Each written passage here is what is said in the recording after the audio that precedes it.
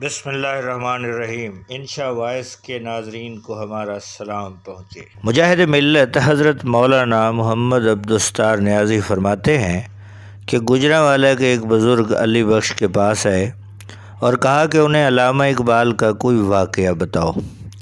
علی بخش نے کہا کہ ایک واقعہ ایسا ہے جسے علامہ نے اپنی زندگی میں بتانے سے منع کیا تھا۔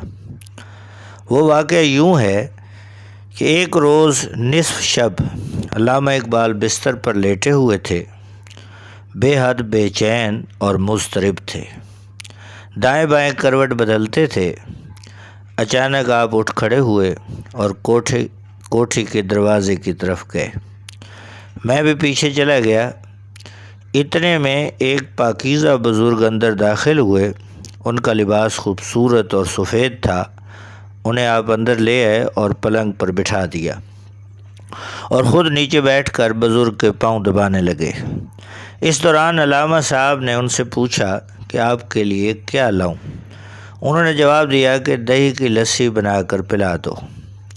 اس پر علامہ صاحب نے مجھ سے کہا کہ جگ لے کر جاؤ اور لسی بنوا کر لے آؤ۔ میں حیران تھا کہ اس وقت لسی کہاں سے حاصل کروں؟ باٹی گیٹ جا کر کسی مسلمان کی دکان سے بنوا کر لاؤں یا اسٹیشن جاؤں؟ جو ہی میں کوٹھی سے باہر نکلا تو کوٹھی کے سامنے ایک بازار دکھائی دیا جو میں نے پہلے کبھی نہیں دیکھا تھا۔ بازار میں مجھے ایک لسی والے کی دکان نظر آئی۔ میں اس کے پاس گیا اور اسے کہا مجھے جگ میں لسی بنا کر دے دو۔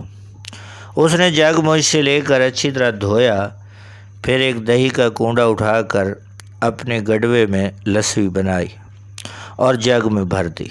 میں نے پیسے پوچھے تو سفید ریش بزرگ نے جواب دیا کہ علامہ صاحب سے ہمارا حساب کتاب چلتا رہتا ہے، تم لے جاؤ اور ان کو پیش کر دو۔ میں جگ لے کر آیا اور حضرت علامہ کو پیش کر دیا۔ حضرت نے ایک گلاس بھر کر ان سفید ریش روحانی بزرگ کو پیش کیا۔ انہوں نے پی لیا۔ پھر دوسرا گلاس بھر کر دیا، وہ بھی انہوں نے پی لیا۔ جب تیسرا گلاس بھرا تو بزرگ نے کہا خود پی لو۔